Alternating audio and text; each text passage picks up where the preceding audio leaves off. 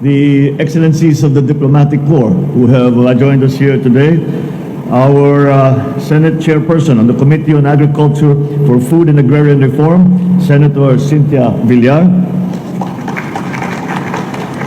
and the House Chairperson for the Committee on Agriculture and Food in the House of Representatives, Congressman Mark Enverga, AGA Party List Representative Nicanor Briones, and of course our constant companion these days, Pasay City Mayor Imelda Calixto Rubiano. Of course, this is all, we could not have had any of this occasion that we are enjoying today without the organizational zeal of the Informal Markets Philippines. So we greet their General Manager, Gerald Liebenberg. Did I get that right? Our partners and exhibitors of the Livestock and Aquaculture Philippines 2023, fellow workers in government, distinguished guests, ladies and gentlemen, good morning.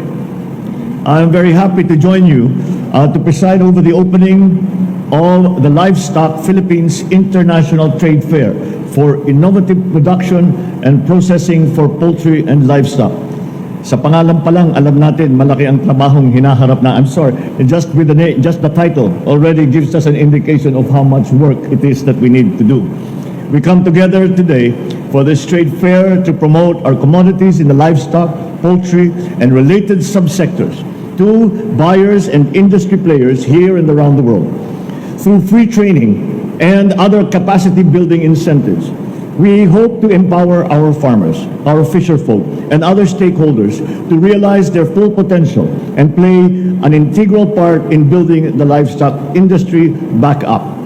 On that note, we of course recognize the tireless work of the Department of Agriculture and Informal Markets Asia in their successfully spearheading this extremely important event. It is only through cooperation such as this that we can realize our dreams of progressively expanding and modernizing the poultry and livestock industries in the Philippines. It is imperative to highlight the role of this sector in our nation's pursuit of food security and global competitiveness. This sector not only puts food on the table for millions of Filipinos, it also provides a means of livelihood for countless farmers and other ancillary service providers.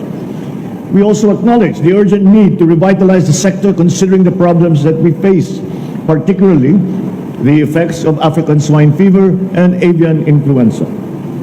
With the goal of detecting and preventing the spread of these diseases, we have implemented the Integrated National Swine Production Initiatives for Recovery and Expansion, also known as the INSPIRE program.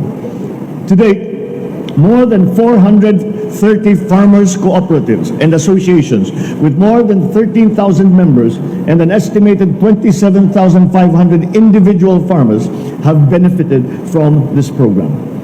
Relatedly, we are also happy to announce the completion of Phase 1 of the safety and efficacy trials for the ASF vaccines. The Bureau of Animal Industry has found to produce sufficient antibodies and to be safe for use, and as it stands, the Philippine FDA is on track to issue a certificate of product registration for these vaccines, while Phase 2 trials are underway. This gives us great hope as we have been waiting for this for a very long time. However, it is not a reason for complacency as we are being continuously warned by those who have studied the vaccine. The vaccine is 80% effective. There is still a 20% that we need to look out for very carefully. So it will be, do not get me wrong, or do not underestimate or downgrade the importance and the big advantage that the vaccines bring us. But nonetheless, there is still a danger, and it is something that we need to look out for. We're also making progress in our procurement of avian influenza vaccines, with the BAR calling for manufacturers to register the products with the FDA, while the guidelines to administer the same are being finalized. As we identify the shortcomings that we have and acknowledge that there is much work to do, we at the Department of Agriculture shall continue to forge partnerships with the academic and private sector to devise solutions to eradicate these diseases that continue to wreak havoc on our livestock and poultry subsectors. I also urge all concerned government agencies and stakeholders to engage in productive dialogue and share our best ideas, practices, and technologies to advance our poultry and livestock industries. Rest assured that the government stands firm with you in overcoming our present challenges by implementing data and science-based policies and programs. We aim to streamline our value chain systems, ease our access to local produce, and cushion the impact of food inflation on the lives of our farmers and our consumers. And to this end, we are continuing to coordinate and apply the principle of all of government to approach any challenges that are faced by any single sector or as a multitude of sectors. We bring the entire government to bear and all the resources to bear, all the skills and all the expertise to bear, so that we can be able to mitigate the problems of that these challenges bring and to solve the problems that we need to solve. So lastly, we will work to find ways to increase our farmers' incomes so that they can lead a dignified and comfortable life and return to the profession a sense of pride that has been lost over the years.